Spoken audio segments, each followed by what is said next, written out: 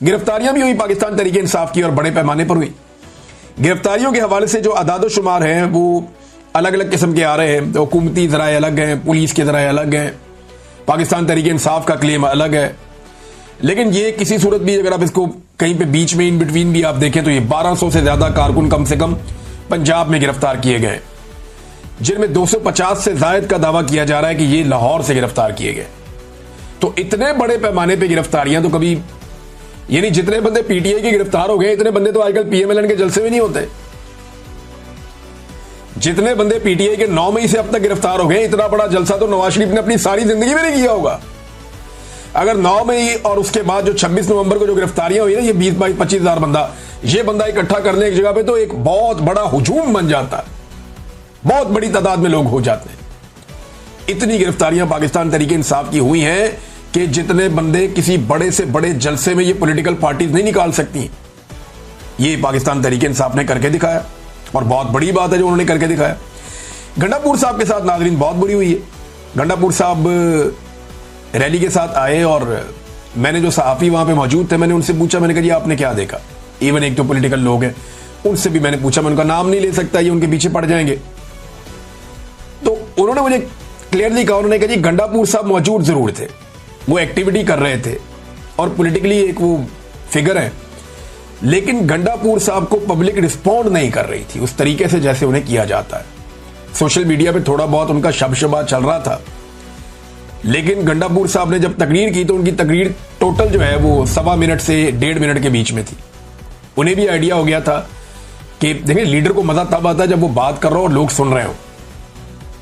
Sound system था उनके पास, अगर सामने 10-20 हजार लोग खड़े हो जाते तो वो उनसे बात कर सकते थे, लेकिन लोग गंडापुर के कंटेनर के इर्द गिर्द आए, उनकी दिलचस्पी गंडापुर में से खत्म हो गई थी।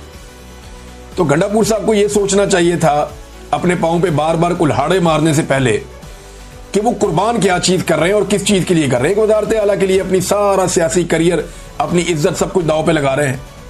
लोगों में एक बहुत बड़ी क्रेडिबिलिटी थी कि इस आदमी की ब्रेक उस जगह पे आके लगती है जहां इमरान खान साहब बुलाते हैं। ये हमेशा इमरान खान की आवाज पे लब्बैक कहता है, हमेशा पहुंचता है और जबरदस्त एहतजाज करता है और बड़ी अच्छी टीमें लेकर आता है। तो आज उन्हीं टीमों की गंडापुर साहब की तरफ लगता है तवज्जो ही नहीं थी। वो आए, उन्होंने तकरीर की 1.25 मिनट की, 1.5 मिनट की, वो भी कोई खास बात उन्होंने नहीं की, कोई ऐसी बात नहीं की जो काबिल जिक्र हो मैं आपको यहां पढ़ के सुनाऊं। लेकिन फिर गंडापुर साहब निकल गया तो कारकुन उनकी गाड़ियों के आगे आ गए। बाद में उन्होंने कहा जी किधर जा रहे हैं आप हर दफा में लेकर आते हैं और वापस हमें निकल जाते हैं, या वापस ना जाएं, आपको ऐलान करें, कुछ चक्कर चलाएं। वो कारकुन ज्यादा एक्सपेक्ट कर रहे थे जो पीछे से आ रहे थे, उन्होंने रास्ते रोक लिए, हो सकता है शरारत कर रहे हो। लेकिन फिर गंडापुर के जो गार्ड्स हैं उन्होंने कारकुनों को धक्के शक्के देकर रास्ते खोले और फिर गंडापुर साहब सीएम हाउस के लिए रवाना हो गए। तो गंडापुर साहब ने जो कहा था ना कि 3 माह में अपनी सियासत छोड़ने का जो उन्होंने फैसला किया था कि अगर मैं इमरान खान को ना निकाल सका 3 माह के अंदर तो 1 महीना तो गुजर गया, तो मैं सियासत छोड़ दूंगा, सियासत का अपनी फैसला कर दूंगा, फिर मुझे कोई हक नहीं है।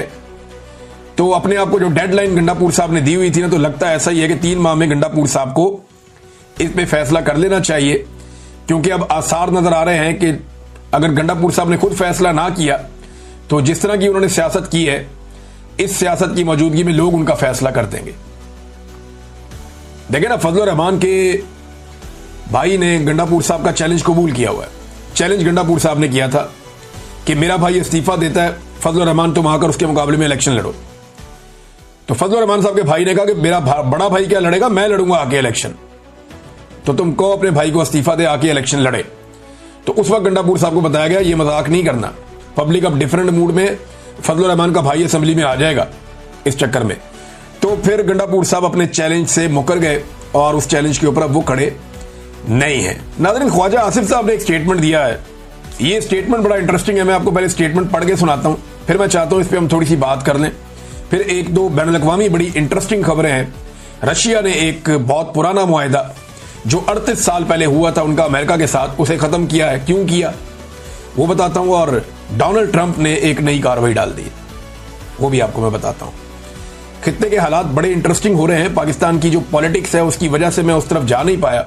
जो इंडिया के साथ हो रहा है, यूक्रेन और रूस के दरमियान जो हो रहा है, और जो अमेरिका इस वक्त इंटरफेयर कर रहा है इस रीजन की सियासत के अंदर, और पाकिस्तान कहां खड़ा है, बड़ा इंटरेस्टिंग सिनेरियो इस वक्त चल रहा है। इस पर हम बात करेंगे बाद में। लेकिन आप ये देखें, ख्वाजा आसिफ कहते हैं ब्यूरोक्रेसी पे तनकीद करते हुए वतन अजीज की आधी से ज्यादा ब्यूरोक्रेसी पुर्तगाल में प्रॉपर्टियां ले चुकी है। पुर्तगाल, ये इन्होंने खोला हुआ था, एक स्कीम खोली हुई थी पुर्तगाल ने कि इतने पैसे ला के इन्वेस्ट करो तो वहाँ पे वीज़ा मिल जाता था और वहाँ पे जो है आपको रेजिडेंसी मिल जाती थी। तो इससे फ़ायदा उठाया बहुत सारी ब्यूरोक्रेसी ने। पैसा इतना ज़्यादा नहीं था और ब्यूरोक्रेसी के लिए तो करोड़ों रुपया मामले कोई नहीं होता। तो ख्वाजा आसिफ ने दावा किया, ये वज़ीर दिफा है पाकिस्तान के, कि पाकिस्तान की आधी से ज़्यादा ब्यूरोक्रेसी पुर्तगाल में प्रॉपर्टी ले चुकी है और शहरियत लेने की तैयारी कर रही है। और ये नामी ग्रामी ब्यूरोक्रेट्स हैं, मगरमच्छ अरबों रुपए खाकर आराम से रिटायरमेंट की जिंदगी गुजारें। बुज़दार का एक करीबी तरीन ब्यूरोक्रेट, इसे मैं डोरेमोन कहता था। आपको याद होगा मेरे पुराने वीलॉग्स, मैंने डोरेमोन बताया था एक ब्यूरोक्रेट का नाम, जिसने बुज़दार के दौर में तबाही फेरी हुई थी। ये उसी की बात कर रहे हैं। बुज़दार का एक करीबी तरीन ब्यूरोक्रेट 4 अरब रुपया अपनी बेटियों की शादियों पर सिर्फ सलामियां वसूल कर चुका है। अब 4 अरब की सलामी तो नहीं देता ना कोई 100, 550, 5,000, 10,000 इतनी सलामी होती है, सजा क्या होती है? ये तो एक वैसे ही खुशी के लिए एक छोटी सी रकम होती है। अब इसमें 4 अरब तो कोई नहीं देता ना, तो ये ब्लैक मनी को व्हाइट मनी करने का भी एक तरीका है। 4 अरब की सिर्फ सलामी वसूल कर चुका है और आराम से रिटायरमेंट की जिंदगी गुजार रहा है। सियासतदान को इनका बचा खुचा खाते हैं। ये ख्वाजा आसिफ कह रहे हैं कि सियासतदान इनका बचा खुचा खाते हैं। ये ब्यूरोक्रेट इतना ज्यादा खाते हैं कि जो बच जाता है वो सियासतदान खाते हैं और चबले मारते हैं। ना प्लाट, ना गैर मुल्की शहरियत, क्योंकि इलेक्शन लड़ना होता है। पाक सरजमीन को ये ब्यूरोक्रेसी पलीत कर रही है। अच्छा, ख्वाजा आसिफ साहब को ये बात मैं बता दूं कि यहाँ जो मशहूर है ना पाकिस्तान में एक चीज़, वो ये है कि जो पाकिस्तान की क्रीम है ना, वो एस्टेब्लिशमेंट खा जाती है। उसके बाद जो उसके नीचे बाकी बचा हुआ दूध है वो ब्यूरोक्रेसी पी जाती है। और फिर सियासतदान कहते हैं जो हांडी में लगा हुआ थोड़ा बहुत साइडों पे कुछ बचा कुचा होता है वो हमारे हिस्से में आ जाता है और सियासतदान फिर मुंह काला कर लेते हैं वो खा के। हालांकि जो सियासतदान है ये इलेक्शन लड़के आते हैं, इनकी पावर सबसे ज्यादा होती है क्योंकि ये पूरी रियासत को चलाने के लिए एक निगरान के तौर पे आते हैं अवाम की जानिब से। इनके पास इख्तियार होता है कि ये एस्टेब्लिशमेंट को नकेल डालें और सियासतदानों को सीधे रास्ते पे लगाएं। इनके पास ये मैंडेट होता है या इख्तियार होता है कि ये नकेल डालें एस्टेब्लिशमेंट को और जो ब्यूरोक्रेसी है उसको सीधे रास्ते पे लगाएं।